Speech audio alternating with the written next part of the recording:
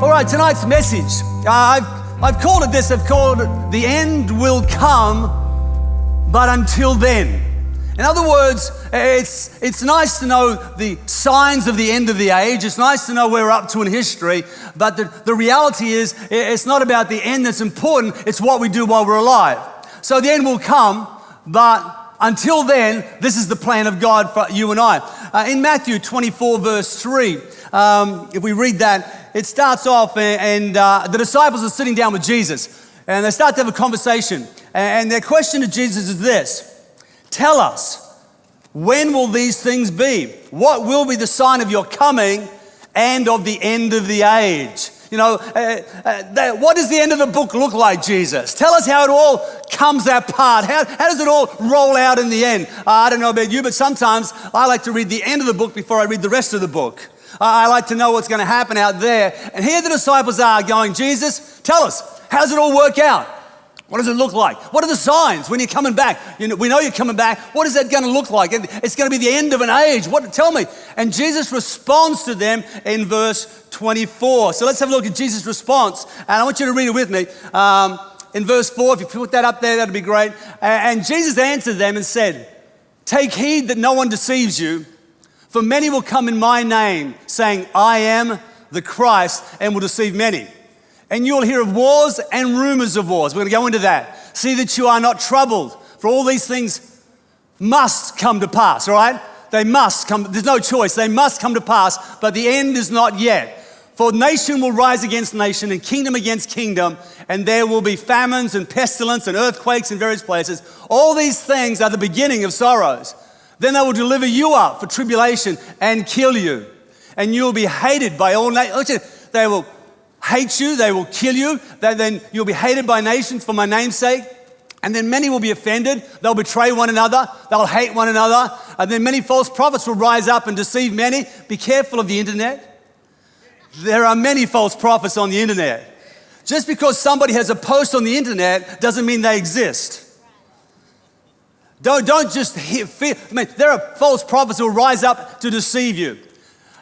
And because lawlessness will abound, the love of many will grow cold. But he who endures to the end shall be saved, and the gospel of the kingdom will be preached into all the world as a witness to all the nations. Then the end will come.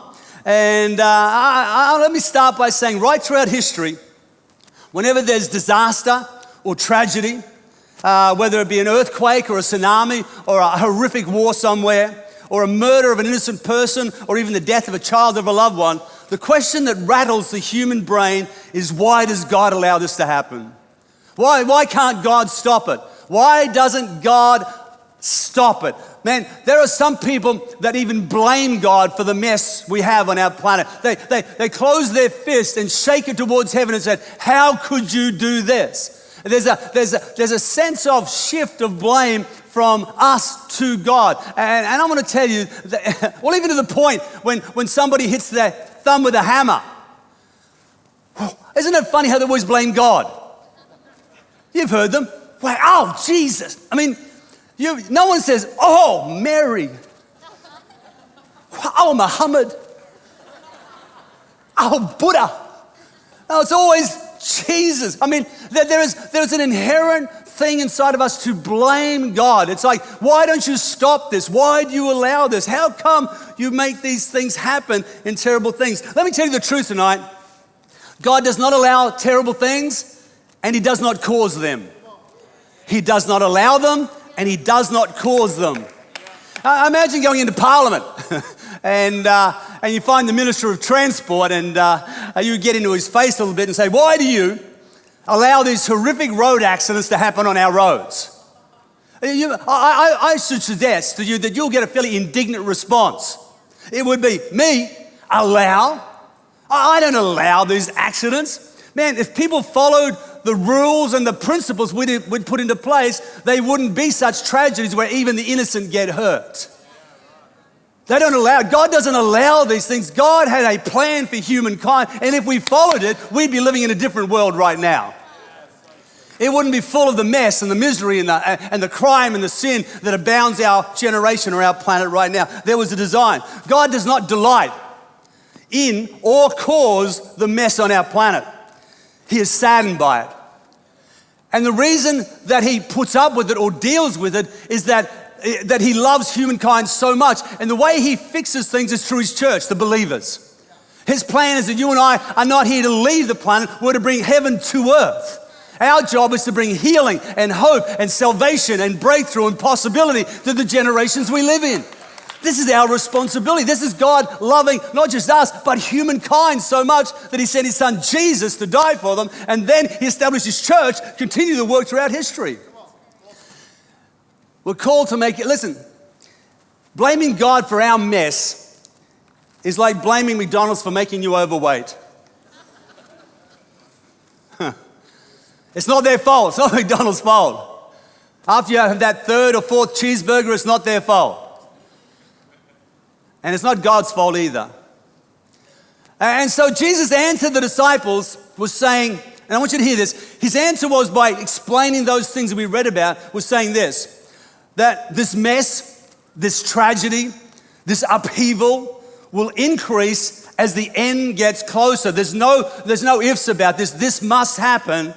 Why? Because the weight of sin will have its due effect.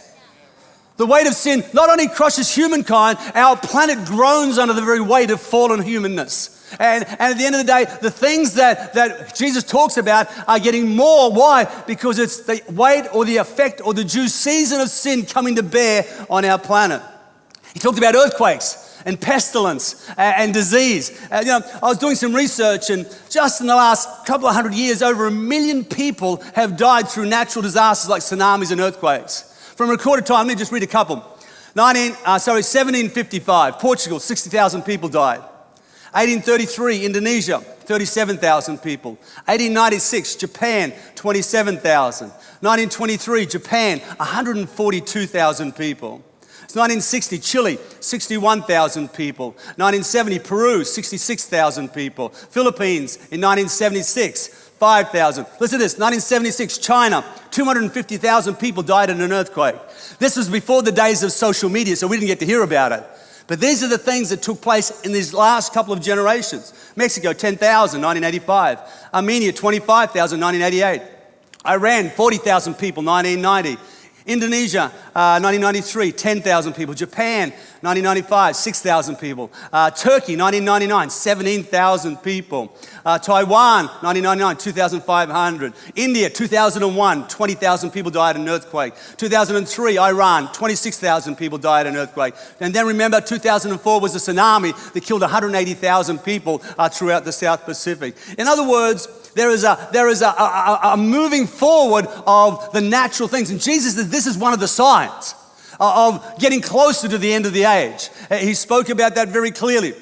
Wars, and then he goes on to talk about wars and rumors of wars. And I don't know about you, but when you look around the planet, there's always some war taking place. It doesn't matter whether it's in Russia and the Ukraine, the Middle East, Africa, Southeast Asia, or whatever. There's wars and rumors of wars. And we live in an age where the wars are not just subject to a particular location, because now we have terrorists. And the terrorist plan is not just to be in a location, but it's to rise up and bring terror everywhere they can put their feet or speak their words or bring their terror with them. ISIS and other terrorist groups like that are people that are bringing nation upon nation. And it's funny because I've just been reading Habakkuk. Has anybody else been reading Habakkuk lately? No one.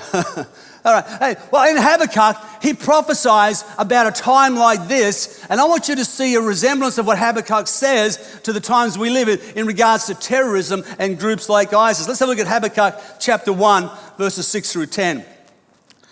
For indeed I am raising up the Chaldeans, listen to this, a bitter and hasty nation, which marches through the breadth of the earth, to possess dwelling places that are not theirs. They are terrible and dreadful. Their judgment and their dignity proceed from themselves. Their horses are also swifter than leopards and more fierce than evening wolves. Their chargers charge ahead. Their cavalry comes from afar. Isn't it interesting that even in the terrorist groups that roam the earth today, that they bring people in from all different parts of the world? Their cavalry comes from afar. They fly as the eagle hastens to eat. They all come for violence. Their faces are set like the east wind. They gather captives like sand. They scoff at kings and princes are scorned by them. They deride every stronghold, for they heap up earthen mounds and seize it. We live in a day where Jesus is telling us one of the signs of his coming back in the end of the age will be that there will be wars and rumors of wars. Then he goes on from the signs to, in Matthew 24, 15 to 28, he now describes not just the end, but the end of the end. We call it the Great Tribulation. It's when it all finally comes unstuck. There's a huge mess on the planet. And it's at the end of that Great Tribulation that Jesus tells them that he comes back then. In verses 29 through 35, he says this, and I'll just read one part of it. It says, "Then the Son of Man, Jesus, will be seen by all nations, all people, and he will gather together his elect from the four winds, and from one end of heaven to the other, he will return as King of Kings and Lord of Lords." So he lets them know that this is the steps or the things that will happen, and he's making sure that it's very clear. And the truth is, as we look around the planet we live in, and the generation we live in, or you just watch the news channels over and over again, you will see that these signs are very apparent in the generation that we live in. You can watch the news over and over. There's hundreds of news. As a matter of fact, for a season, Lee, she couldn't go to sleep at night without a TV in our bedroom, and she couldn't go to sleep without the TV being on. It used to drive me mad. I couldn't sleep at all, but 10 years later, she doesn't want it, now I need it. And it was funny that she would leave on the news channels, and I don't know if she meant to or what, and I'd wake up in the morning and go downstairs and turn on the TV, and as the news come on, I feel like God had given me a prophetic gift. Because I knew that had happened. Man, I knew that was going to take place. Then I realized I'd been subconsciously, filled with news all night. But if you look at it, there's no doubt the signs are there.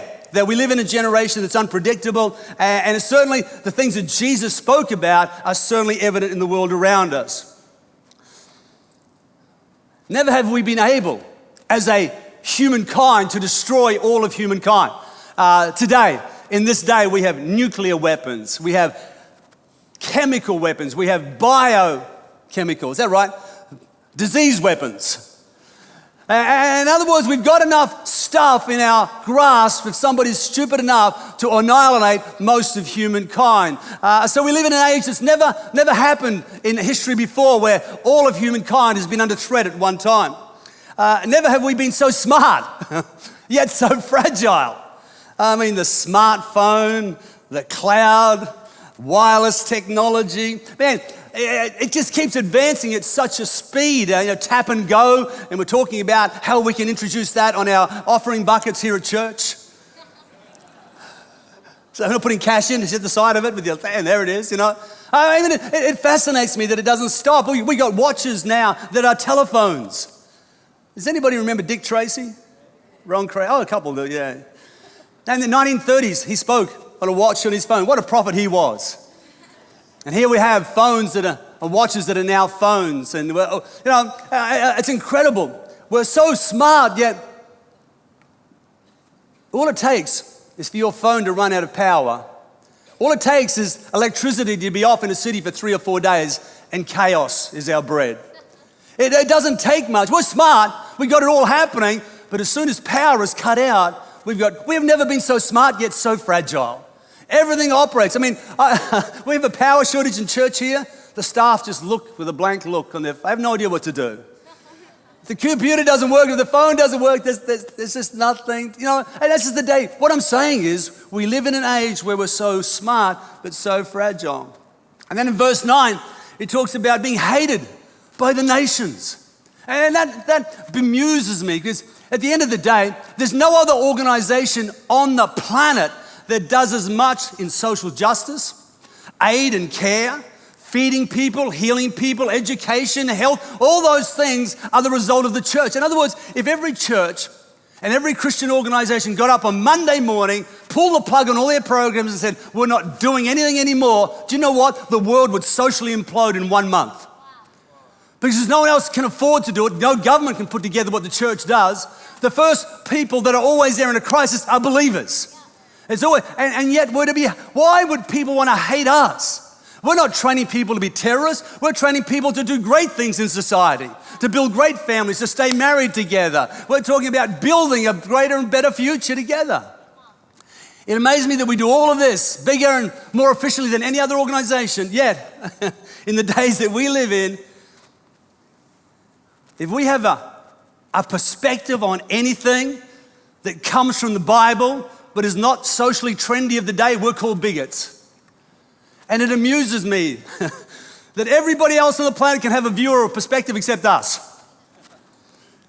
We're the only ones who can't. They're allowed to say what they like. It doesn't matter what organization, you can say what you like. But if we say anything that's biblically true, we're bigots. But the truth is, the church is the most accepting organization on the planet because Jesus was the most accepting person on the planet because he said, come as you are. We're not come as you are. We're not pushing you aside no matter what you've done or where you've been. And yet we're to be hated when we do the most good in our society and civilization. Jesus was just letting us know, you will be hated for my name's sake. And yet here we are doing the best for our community. See, all the signs are here. All the signs are there. And I want you to not be concerned about this. Even though the days we live in are unpredictable, no doubt the signs. I mean, when Jesus' disciples asked this question about what does it look like, be assured that was 2,000 years. We're a lot closer to the end than they were 2,000 years ago. But it doesn't mean it is the end. It just means we've got to be aware of the seasons that we live in. And then he goes on, and now he clarifies the whole message. He gets them all excited. Oh, wow. Wow, earthquakes. Wow, wars, man. Wow. He gets them all excited, but he says this. He says, but understand this. Even with all the signs, nobody knows the day or the hour. Nobody knows the exact time. Let's read it in Matthew 24, verse 36. And he says this. But of that day and hour, no one knows. Not even the angels of heaven, but my Father only. But as the days of Noah were, so also will be the coming of the Son of Man be. For as in the days before the flood, they were eating, drinking, marrying, giving in marriage, until the day that Noah entered the ark, and did not know until the flood came and took them all away. So also will be the coming of the Son of Man. Then two men will be in a field, one will be taken and the other left. Two women will be grinding at the mill. One will be taken and the other left. Back in the 80s, when I was just a new pastor, there was a series of movies out called The Thief in the Night. Does anybody know those ones? And they were horror movies, Christian horror movies. And it was always about the rapture. And it was about this passage right here. And in the movies, there's always about the wife, Christian people waking up in the morning, and she heard the razor of her husband in the bathroom shaving, but he wasn't there. He'd been taken, and she was left behind. And the horror of being left behind, we saw hundreds of people get saved. I'd get saved every time I saw that movie. I didn't want to be left behind. And this is where this passage comes from. It says, watch therefore, for you do not know what hour the Lord, your Lord, is coming. But know this, this is the context of the discussion that Jesus is really getting to. He gives them all the fascinating information about the signs and that, but now he gets to what he really wants to tell them. But know that if the master of the house had known what hour the thief would come, he would have watched and not allowed his house to be broken into. Therefore, you also must live ready, for the Son of Man is coming at an hour you do not expect. In other words, he's saying, the end will come, but until then. The end will come, but until then. The end will come. So don't get concerned or worried about the end. Get on with life and what God's called you to do now. Don't be more concerned about that than when the end is coming. Because even though we know the time is getting closer, we have no idea how close. 2 years, 5 years, 20 years, 50 years. I mean, if you take it back, 1999 was supposed to be the end. Everybody thought that computers would run out of something, flip into the wrong place, and the place would implode, and that'd be the beginning. I was living in America at that time, and they had these companies. Man, there are some good entrepreneurs in the world. They had these guys who set up businesses with survival packs.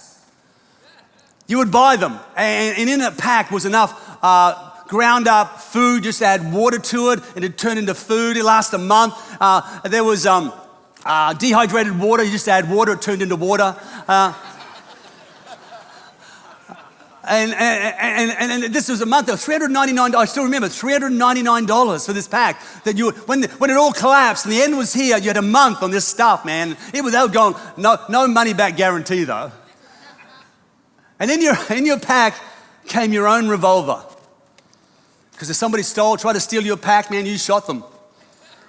This is the church selling these things. These are people, Christians selling these things.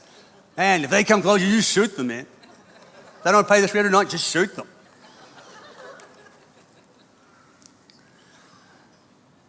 Well, what about the Battle of Armageddon? When's that all going to take place? When the Bible speaks about, in Revelation, the book, Battle of Armageddon. Well, you know what? Today, somebody will face their own personal Armageddon in a traffic accident.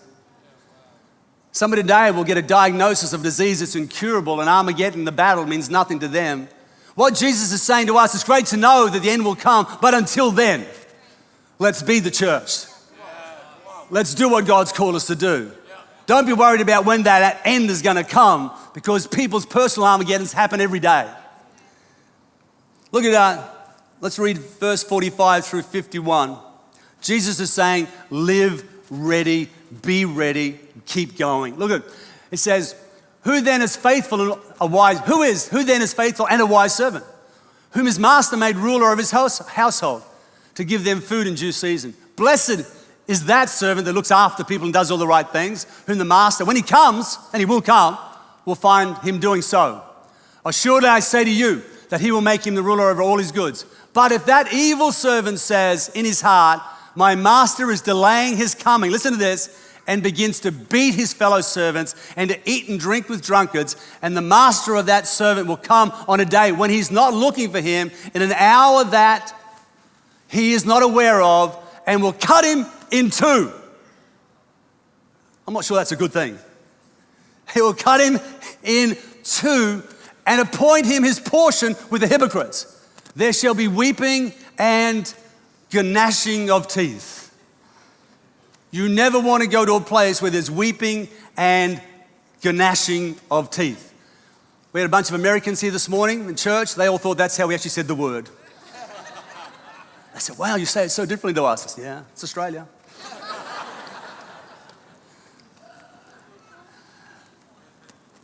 But he was really saying here, he was going into this whole thing of, man, it's not about, if you're a uni student, you can maybe get away with cramming for the exam. You don't do anything, and right at the end, you study hard, sweat through the exam. That's what I did that's how I did it. And it's okay, so it can work sometimes there. But if you don't know the hour when the exam is, you don't know the day when you're in a lot of trouble. It's not going to work. And what Jesus is saying is, because you don't know the hour or the day that he's coming back, you can't all of a sudden say, you know what? Jesus is coming back next week. I'm getting good. I'm going to church. I'm going to give my tithe. I'm going to smile at people. I'm going to help somebody because, man, he's coming back. So he doesn't give us the hour or the time or the day. Why? Because then we need to not just get ready. We need to live ready. We need to be ready. We need to be the church, and not just do it at the right time. Many people do the right things just so they think they can get into heaven. It's not the point. It's not about just making it to heaven. It's about making a difference while we're here. And this is Jesus' message. This is his message to the disciples in that discussion. He says, do the right things. Be about the Father's business. Keep your heart right. It's not about the cramming or being that thing at the end. And it's funny that the last part of chapter 24 moves into not about the end, but until the end, this is how you live. And then all of 25 is made up, chapter 25 is made up of 3 parables, and every one of these parables has common denominators. Number one is they talk about the bridegroom or the king or the father coming back, and you don't know when. And it all talks about how you do life before the king or the bridegroom or whatever. For example, it starts off in Matthew 25, the first story or parable is about 10 virgins. And if you know the story, it's about they're waiting for the bridegroom to come. They don't know when he's going to turn up. The 5 that were wise had their lamps filled with oil. They were ready. In other words, when you see the word oil in the New Testament, it talks about the presence of God. It talks about the anointing of God. It talks about the purposes of God. So their lamps were filled. They were in his presence. They were loving him. They were doing things in the kingdom. They were just living the life. And so their lamps were full. All right, they're ready. But the foolish ones, the Bible says, were at the last minute, was realizing that their lamps were empty. And they weren't going to be taken back with the bridegroom. So they are off trying to fill their lamps with oil. They don't know when he's coming back. So they're off trying to do last minute good deeds, starting to get their life in order, looking good in the kingdom, doing all their fancy things. But while they're out trying to fill their lamps, the bridegroom comes because no one knows the hour, no one knows the day, and they missed out on the very thing they were after. And then it goes from that parable, that story, that account, to the account of a king giving his servants 5 talents, 2 talents, and 1 talent. And if you've been to this church long enough, you know I speak on this. It's such a powerful principle. First guy gets given 5, he invests them. He uses them wisely. He receives or makes another 5. So now he's got 10. And you know what the king says to him? Well done, good and faithful servant. Then the guy who's given 2, he goes out, uses them, invests them, comes back with another who's got 4 now. He shows the 4. The king goes, hey, well done, good and faithful servant. This one guy's given 1, and he decides to not do anything with it. He sort of hides it, sits on it, and whatever. And when he gets back, the king says, what have you done? He says, well, I've got your 1. Here it is. Here it is. It's back, and I didn't break it. I didn't lose it. Didn't steal it. And you know what he says? The king says to him, he says, you're a wicked and lazy servant. And he casts him out to outer darkness where there's weeping and gnashing of teeth. There's weeping and gnashing. So understand this. When the Bible talks about faithful, what it's really saying is fruitful. Well, that guy with 1, he was sort of faithful. He went to church once a month and he was always there. He didn't do anything, but he was there. And he was faithful. But the king doesn't get excited about faithfulness on that level. It's about fruitfulness. Though, well done, good and faithful servant, as you went to heaven, will not because you just turned up and went to church for the rest of your life. It's that you did something while you were there. So it's really about well done, good and fruitful servant, because the context is 5, use them. We've all been given gifts and talents, natural gifts. Our gift discovery course on Wednesday night is to help you discover your spiritual gifts, all right? The things that you can use for the kingdom. But we're all given gifts and talents. And they're not just to have them, they're not for us, that we use them to develop and build the kingdom of God at a greater level. So faithful in kingdom language is fruitful. So again, this story is telling that same principle. Yeah, the end will come, but until it comes, use your gifts, use your talents, invest in the kingdom purposes. And there's no doubt that I know that this way of living is the pathway for increase personally and the pathway for the kingdom as well. The king will return, don't worry about that. Just be about his business. Then there's one more story or one more parable in the book of Matthew chapter 25, and it's the story of the sheep and the goats.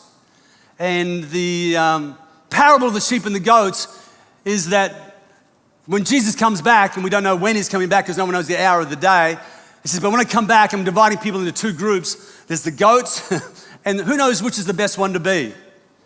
You want to be in the sheep, just a hint. Not the goats, you want to be in the sheep. The goats are the people that live for themselves and did nothing. And he goes to a lot of trouble in Matthew 25, 31, 15 verses of what a difference a sheep is from a goat. And goats are about themselves, they're self-centered. And then the sheep are people that are compassionate and caring and stop and help people and give and be involved. And look, they feed the hungry. They give clothes to those that have no clothes. They're the people that care. So Jesus is going to divide all of us up on our ability to either be a sheep where we're caring for other people or a goat where we're totally self-centered. In other words, he said the same thing. It's not about the end, it's what you do until the end comes. It's not that we die, it's what we do while we're alive. Live the Christian life. Be about the Father's business. There's no doubt we live in unpredictable days where the signs of the end are more obvious than ever before. Be aware. Know the season that we live in. But not be scared or worried about it, for this is the greatest time to be alive in the church's history. We live in a day where Jesus will come back sooner than he ever has before, but no one knows the hour of the day. The end will come. But until then, let's be his church. Let's be light. Let's be salt. Let's be that city on a hill that brings hope and salvation and healing to the generation we live in. Know about the end times. Read Matthew, read Revelation, but understand the picture that Jesus spoke to the disciples on. He says it's great to know all the signs. He says that's not the important thing. The important thing is to live the life that I've always called you to live.